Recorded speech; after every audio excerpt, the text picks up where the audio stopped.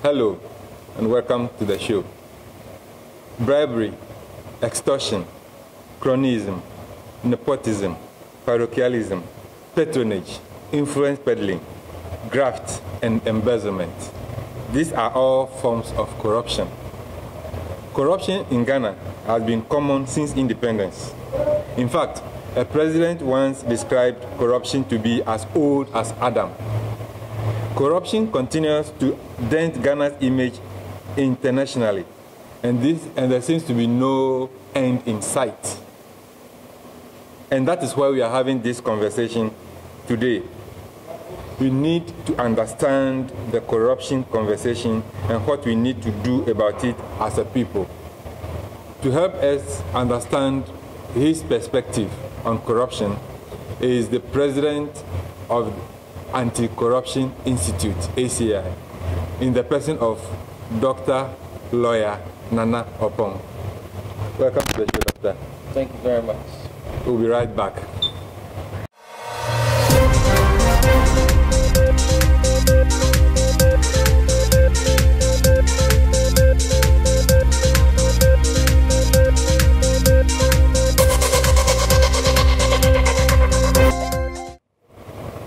So, Doctor, at ACI, Anti-Corruption Institute, what is your own analysis of the corruption environment in Ghana? Humanity is naturally corrupt. And the reason I say that is because when you look at the world, everybody wants favors, and people in positions of power are constantly being called to do favors to their friends, associates, partners, neighbors, political persons, and so on and so forth. But if you define corruption as the use of official power to do favor that is undeserved to another person, then you can see why corruption is everywhere. Because every time a person gets into power, he's surrounded by people who say, well, I want this, I want to jump the queue, I want that stuff, please exempt me from this, please accelerate this. So corruption is everywhere, and it's increasing. And it's become a culture that is enabled by the law. Because the law gives people the power to decide, the discretion to decide, the authority to decide, and the justification to disburse funds, services, and everything. So if you have power and you have pressure to award contracts, to give benefits, to exempt people, it is very, very tempting as a human being to do that. So that's why corruption is everywhere. And I think Ghana is no exemption. I don't think Ghana is extraordinary, but corruption is everywhere now. Is it to suggest that you are corrupt only when you have power? It takes two to tango. The person with the power is corruptible, but he or she is being corrupted by the person who needs a favor, or he or she is collaborating with another person. So definitely you need power in order to be corrupt. If you don't have power to give money, contracts, services, exemptions, justice, and so on and so forth, then you cannot be corrupt. Very poor, very sick people cannot corrupt anybody. But corruption is also about giving and taking. And so you, the one receiving, you are guilty as well as the one receiving. You are also guilty. Guilty of what? You talk in terms of crime. But oftentimes, corruption is not about crime. It's about people exchanging favors and benefits under the law. So when a person goes and jumps the queue, he or she doesn't think they have committed a crime. In fact, they're happy to say, oh, I was able to do what I wanted to do in a shorter time. So oftentimes, we academicians and journalists and lawyers call it a crime, but the people enjoying the benefits of corruption call it favors. Sometimes they even call it kindness. They will say, whoa, that minister was very kind. That director was very nice to me, and so on and so forth. So I want us to look at examples. So I want to buy this mic. The price is about 2,000 in the market, and I've met somebody who says he can give it to me at 1,500 cedis. I don't know where the person got it from, but I take it. Is that corruption? No, that's diluting the definition of corruption. If you're trying to look for a bargain and you get a bargain, that's not corruption. It is corruption when it involves official duty. If somebody finds you something cheaper, let's say your mechanic tells you a part of your broken vehicle is 1,000 cedis, and another person says, oh, I can go somewhere where they sell it for 700 cedis, and then you follow that person, you get it for 700 cedis. That's just bargaining. But corruption is when you have power, authority, position, and then you confer a benefit that is not legally due on that person. That's corruption. Okay. Another example. I needed something badly. I've tried severally to get it without success. Then somebody promises that if I'm able to sort him out with a little coins, he can lead me to somebody who can get it for me. Is that corruption? Correct, that's corruption. Because I use the word not legally due. You've said yourself that you're having problems. Maybe you're having problems because you submitted your application late, maybe you don't qualify, maybe the time is not yet due for the decision, and so on and so forth. But you want to jump the queue, you want to screw up the qualifications and requirements, you want to get your benefits quickly, you want to speed up the process, and so you bribe someone, and then that's corruption. Right. Now, corruption is known to be more in the public sector. Why so? Because that's where the money is in Africa. Most of the money in Africa is from government. Government has the billions and billions and billions, as you know, the contracts, the services, the provisions of all kinds of goods come from the government. And so, and then the private sector is small, is weak, it's growing, it's not that rich. So if you want to really have access to resources, the best place to look at is government. And it's easier in government because it's not like the private sector where people jealously guard assets and properties. When it's government, there's less passion for the preservation of the public good. Because people are thinking, after all, I'm just one person and the government is huge. If I don't do this or if I do this, what the hell? You understand? So, and that place too, there's a lot more that you can hide. There's a lot more largesse too that you can have. So that's why people go to the public sector. And we have the laws. I mean, Ghana, when it comes to laws, we are one of the countries that has laws for everything. But we are still not able to fight corruption. What is wrong? The law itself, we have to understand the law itself. It is the enabler of the corruption. The law? Yes. That's supposed to help us fight the corruption? Yes. Is the enabler of corruption? That's right. How? It creates the opportunities, it creates the authorities, it creates the discretions, it creates the justifications, the language, the procedures that enable someone to be able to take what belongs to us as a plural, as a community, and give it to another person legally. So when you say there are laws to fight corruption, it's like saying there's a huge disease, so you take a portion of that disease to solve the problem of the disease. It doesn't work. We need to sit back and ask ourselves, how do we prevent people from having the authority and the discretion to abuse their positions? And that we haven't done yet. So if we criminalize actions and we say, well, we want to fight corruption, we're not likely to succeed. And we won't succeed because most acts of corruption are legal. We are watching the news on GhanaNews TV. We will be right back. This is GhanaNews TV, your most authoritative news channel. It is all about the happenings in Ghana, Africa, and the rest of the world. With deep analysis, thought-provoking discussions, and up-to-date follow-ups on the beat. We ask the critical questions with you in mind.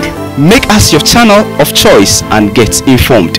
Ghana News TV, when you need to be sure. Welcome back to the news on Ghana News TV. So, Doctor, you said that the law itself is an enabler of corruption. Please explain this further.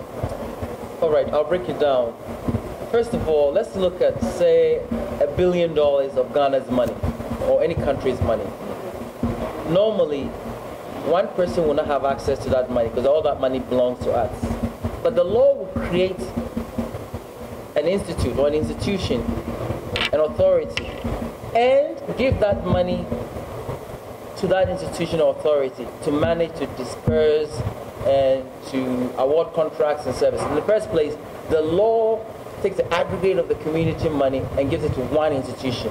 Then the law gives that person, that institution, the authority to distribute it as they deem fit. Then the law gives that person the procedures of what to do to make sure that distribution is just and justified. It's all about the law. Right.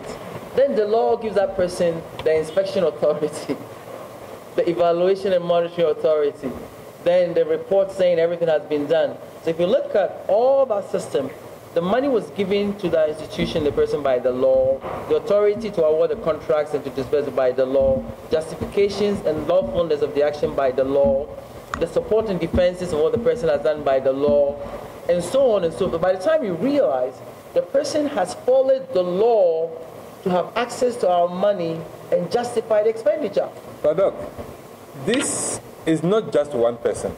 So there are people who are supposed to be checking each other. And so when you move from one stage, it is another person. It is another person. And so how come that all these people in line will be corrupt? That goes to my another theory of mine. First of all, I've written the book called Law as Enabler of Corruption. But there's another theory which says that human beings are followers of authority and tradition. So even though you have a chain of commands, everybody's looking to the general, what the general says, what the president says, what the chief says, what the pope says, what the sheikh says, and so on and so forth. So even though you have all these chains, if the top is corruptible and therefore corrupt, it's easier for that instruction to come down, especially in the context in Africa where there's poverty, there's disease, there's insecurity, and so on and so on, and there's the money to be shared. And so, and you find out that mostly the decision makers are not that many at the top. So they can easily collude, conspire, understand each other, and know what to do. Is it about the numbers, or is it about how strong those personalities are? No, it's about a culture that accepts that when you are in a position of power, you have the right to give favors, and people expect favors. This is it. You cannot say I'm a minister, but I'm not awarding a contract to my neighbors and friends and family and church people and mosque people. People think you're wicked. If you're a decision maker, people expect you to be rich, especially if you're at the top. And how do you become rich? Unless you find a way to conspire with the people receiving the money and the service and the contract. So it becomes very natural. You wouldn't find a person with authority who didn't have money. In fact, if you found such a person, I'm sure you wonder, was he really a minister? Was he really a president? Was he really in power? Because we expect people in power to be corrupt. Is it fair to say, therefore, that our laws have failed us? It's not our laws. The law itself, human laws, Western laws, Roman law, whatever you call it, have failed humanity. So we need to sit down now and think about new laws, new ways of thinking about law, of running society, of managing society, that would allow us to be able to weed out corruption as a systems problem. It's a systems problem. It's not Ghanaian law, African law, American law. The law itself, how we do law anywhere is corruptible and corrupting and enabling corruption. And so if we use law, which is the only thing we have now, the law as it stands, we cannot weed out corruption. In fact, as people get more sophisticated, there will be ways of using the law to be even more corrupt, lawfully, legally, and permanently. So my understanding is that the law is not a tool for fighting corruption anymore. The law is a tool for fighting corruption, but the laws that we have now have failed us. So we need new laws, new systems, new jurisprudence, new logic, new procedures, new ways of imagining dispute resolution, awarding contracts and services. That's a tall order. Well, Who is to make those laws? We start from us. I've started. You are continuing. Somebody continues. But we need to start and talk about it. We have to stop pretending that the laws that we have now can help us fight corruption. So that's why you can set up special prosecution, 1,000 prosecutions, cameras, videos that won't stop corruption. Because corruption is not at the camera level, it is at the pen level.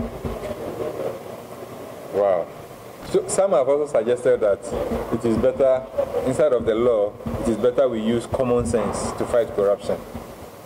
As the president of Anti-Corruption Institute, do you share that view? Common sense, whose common sense? How much of it? When do we deploy it? What are the procedures for common sense? How do you enforce common sense? How do you limit common sense? So yeah, it's a good idea, but it's not good enough. What we need to sit down and ask ourselves, how do we prevent someone who has the country's money, the people's money, from abusing it personally? What systems do we create? What machines? What programs? What algorithms?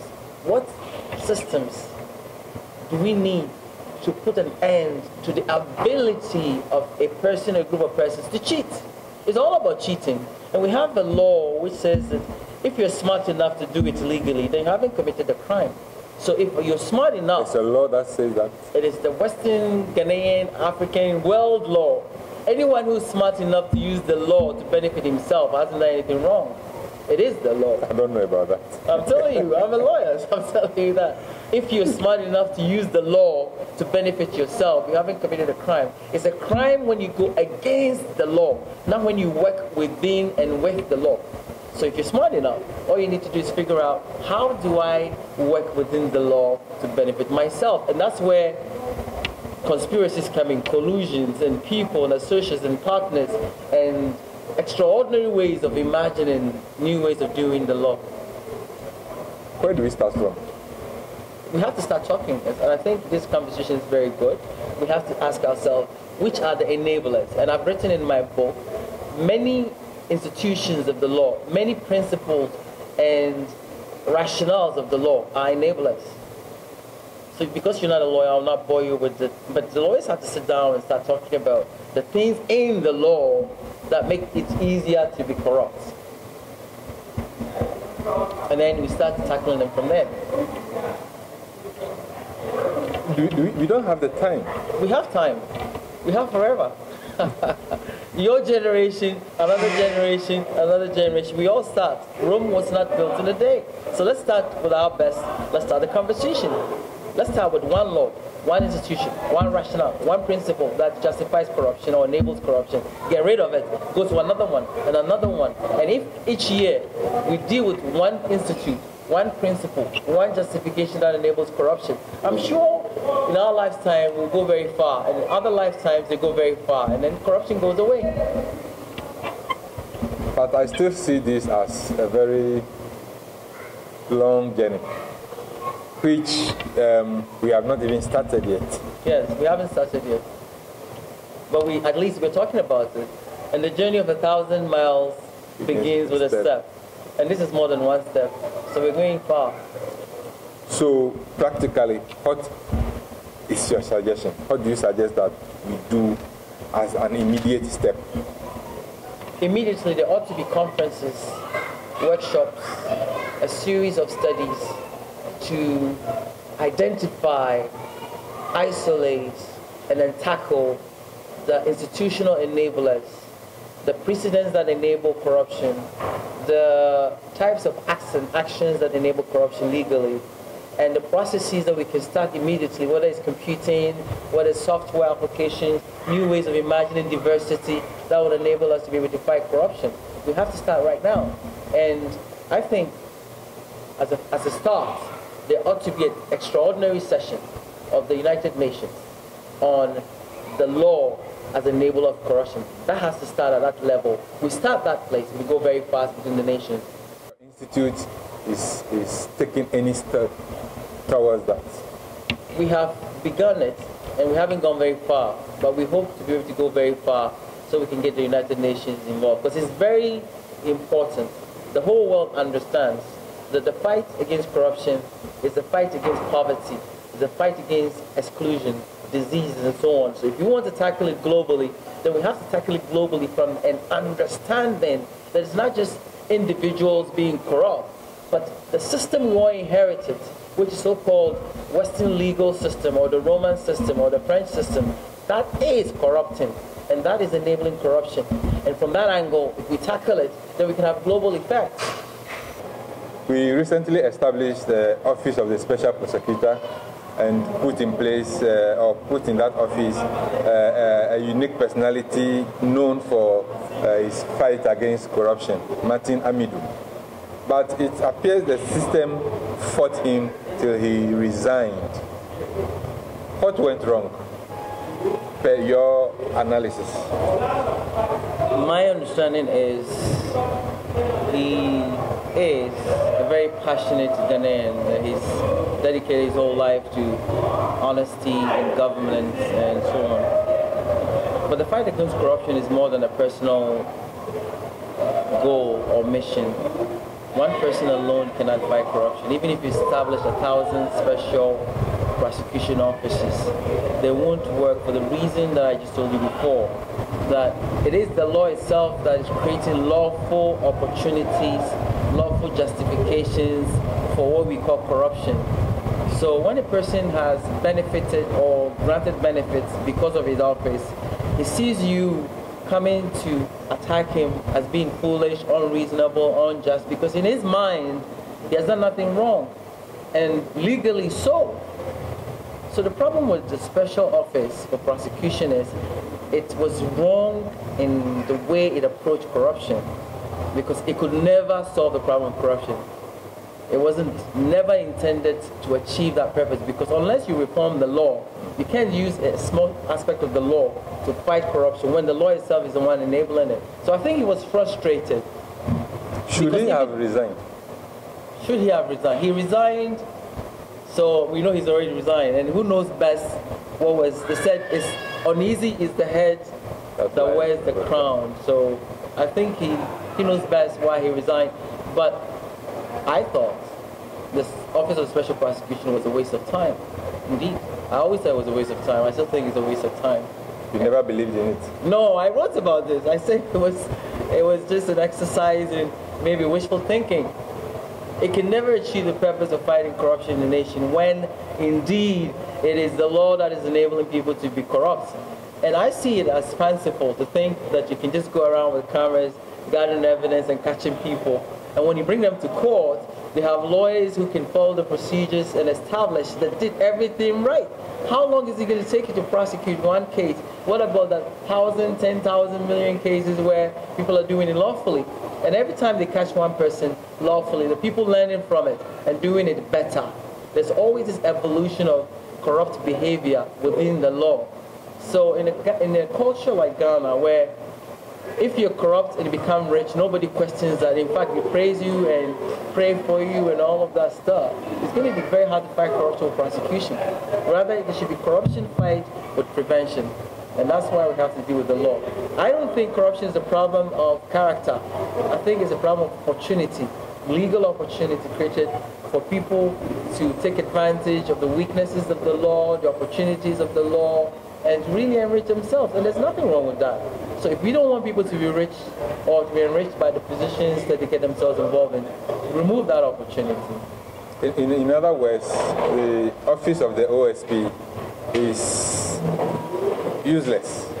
For me, yeah, it's a waste of time. They should get rid of it. And if they don't know what to do with the money, they should give it to me. Will you accept a position as a special prosecutor? I've just told you it's a useless position. Why would I accept a useless position? Oh, maybe you might want to cash in the system and also make your own money. No, I make money as a normal, hard-working person, and whatever I make is sufficient for me. I don't need the office of special prosecutor, which I say is a waste of time. We should really seriously sit down and think about how we can reform our laws. And it has to be global reform because it's the global problem. It's like a pandemic. It's a legal pandemic where we have the system of laws and reasons and reasoning, not just reasons, but reasoning, precedents, history, jurisprudence, all of that combined to create a sea of opportunities for corruption. We call it corruption. People call it business. People call it smart ways of doing things. And then we say we want to get rid of it by way of prosecution. No. What we need to do is be really smart in how we go about solving prosecution. They are talking of punishment. And so when people commit crimes, they suffer punishment for it. How do you solve a serious problem of corruption when you're punishing people? When the 99% of the people you haven't caught and punished are doing the same corruption? Are you interested in punishing people or solving the problem, which is the move of money from public funds into private hands and benefiting a few at the expense of the majority? If your solution is to stop that, then find an effective way to stop that. You can't go around punishing people when there's no correlation between the punishment and the prevention of the wrongdoing. I find that interesting because you punish to scare. And so, yes, those who should have known better but fell for maybe corruption traps, you find them, you prosecute them to scare those who might have that intention to also commit a similar sin. That, to me, is the essence of prosecution. But let me ask you this. Let me create a new word, scarable. Are people who have made a lot of money scarable? The answer is no. Because first of all, you have to catch them doing it illegally, which I say they're doing it legally. And second of all, you have to catch them when they're unawares, and therefore you can surprise them with evidence and cameras and so on. You won't catch them doing that. Number three, they can go to court and defend themselves. Number four, they can even become politicians and higher up in places where all the stuff they're talking becomes ineffective against them. Do you understand? And if you think about, let me just give an example of people traveling the seas, the oceans, in danger, in peril. You think the fear of death should scare them from traveling, right? Why doesn't it scare them? Because they think they are the exemption, they are the exception. Nothing will happen to them. And even if it happens, it's worth the risk. The same logic applies to people doing corruption. They think, okay, I won't be caught, but even if I get caught, what have I got to lose? I have nothing now. I'm going to become rich. I'm going to benefit from it, and so on and so forth. In a culture where we worship money, sometimes and often it's worth people attempting the risk and taking the risk. I'm saying let's move away from attacking people as corrupt and saying they're evil people, and think of people being normal people, logically calculating and taking advantage of loopholes and systems that give them opportunities. Corrupt people are not bad people. They're just people with opportunities who use their intelligence and the opportunities to benefit themselves. It's wrong. I'm not justifying it at all. Completely wrong. But we have to understand what you're doing. You're not thinking of committing crimes. They're just thinking of going ahead in the world with the rules available to them, with opportunities available to them. So you see, when NDC is in power, the nature of corruption is NDC corruption. When NPP is in power, the nature of corruption is NPP corruption. And whether it's Democrats in power, Republicans in power, there's always a sort of corruption going on. Why? Because it creates opportunities for different people. So corruption and politics, is it not, well, you mentioned it earlier, that they take advantage of power. Yes. And so people hide behind power to commit more corruption. They don't even have to hide. People use power to enjoy their lives, to get the benefits and the goods. And if the law allows them to do that, they're doing that legally. You may not like it because you're standing from outside and say, how can he be so rich? How can he have all these benefits? But the law allows him to do that. So if you don't like it, change the laws. We'll change the laws. This is an unending conversation that we will have to continue another time. This has been the news on GhanaNews TV. My guest has been Dr. Nana Oppong, President of Anti-Corruption Institute. And my name is George Wilson Kingston.